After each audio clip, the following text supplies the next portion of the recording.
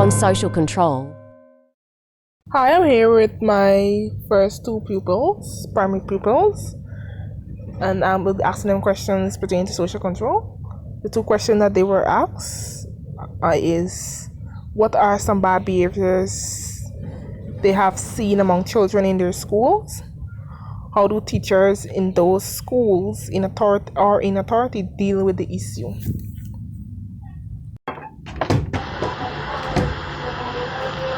One bad behavior I saw in my school is the grade 6 children taking away the grade 1 children money.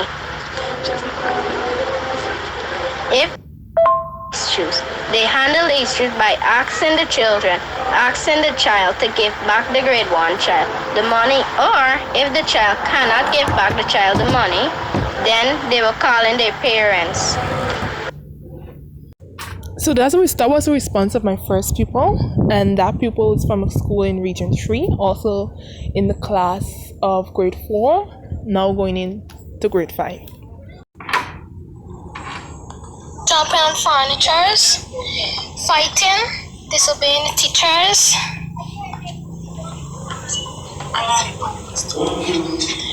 and when the teacher catch them, the teacher send it to the principal office and or call their parents. So that's the response of the second pupil, and that pupil is in grade 4, going to grade 5, and is attending school in Region 3.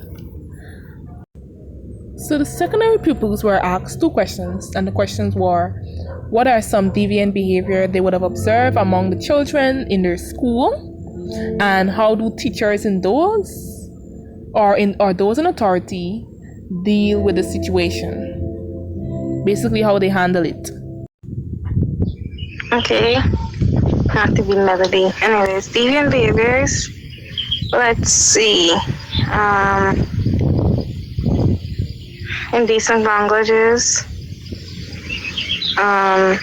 Vaping. Violent behavior like fights with knife. Using of illegal drugs like Molly, marijuana, etc. Anything else? Oh, that's probably just it. Participating in certain activities that should not be allowed for people who are under the age of consent.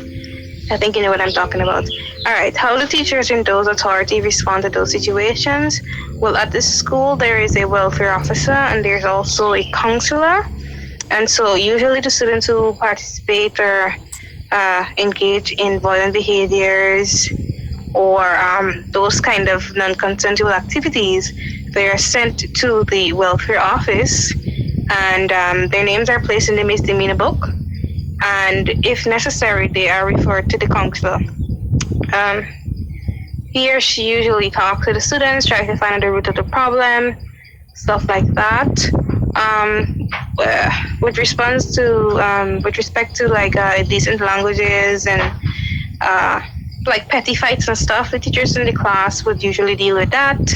They would either put the students who were involved in the activity or the scenario together, to put them as in a group so that they can work on an activity or do some sort of project where they put their differences aside and come to a compromise. Or I saw this one teacher, what she did was that she separated them and she mixed their friends. So if we were in a fight, whoever I associated with be friends would have to talk to you, and who you associated would have to talk to me.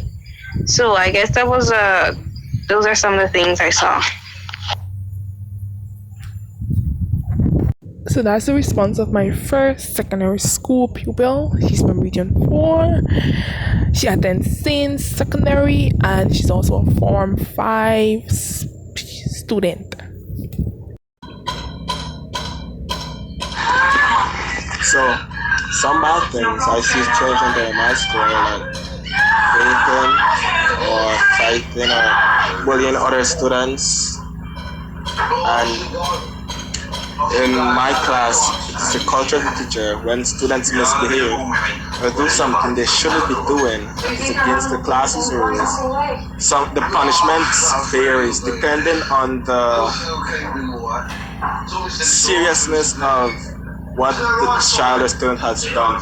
So, for instance, if a child cheated on the test or something, the teacher will just punish the student and take away their grades, and they will have a punishment like emptying the bins for a week or something like that. But if it's a more serious case, like vaping, the teacher will most likely send the child to the office and send for their parents to come to the school to deal with the matter effectively.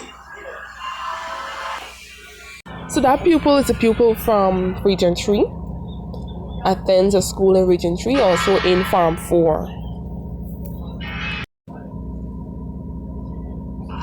Schools can maintain social control by making sure children that are misbehaving be punished. We know that lashes don't always help. You can take away some of their privileges. For example, during lunchtime, I know you can't stop them from eating lunch, you can't starve them, but when they're finished eating their lunch, have them stay inside, while the other one who behaves well go outside and play. So, in that way, they learn the lesson. Because we all know that they will want to be out there playing with their friends. Okay, so the question is what schools can do to maintain social control. I would say introduce the different types of religion in schools so children are exposed to different customs at the same time, helping them to understand and respect the values of others. And they should also put rules and regulations in place or seek counselors for their students that attending the schools so that the children could understand the do's and don'ts and the right from wrong. I'm here with my social worker, and the social worker will ask two questions. The two question reads: what are some causes of deviant behavior with children? What can be done in school to help these children, and the type of support available beyond the school gates? Okay, so causes of deviant behaviors, you have child abuse, neglect, societal pressures, peer pressure, poverty, divorce, failure to instill proper values, limited socialization, etc. So what can be done in schools to help? The provision of counseling to youths could be a mechanism for alleviating that.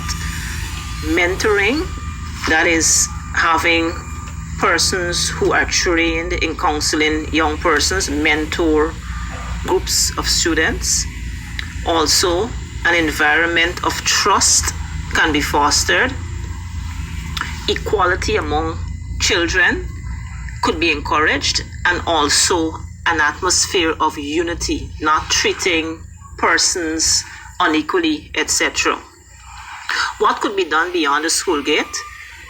Government's intervention to reduce inequality among families. Government could basically initiate interventions to alleviate inequality among families by ensuring that persons are afforded good jobs and that the cost of living is reduced so that poverty is eradicated. Also, the government could provide subventions which are aimed at reducing poverty. Sensitization about deviant behaviors and strategies for alleviating same could also be another way beyond the school gate. There could also be activities which are focused on improving relationships within families, and those are basically some strategies that could be utilized beyond the school gate to try to alleviate deviant behaviors among students.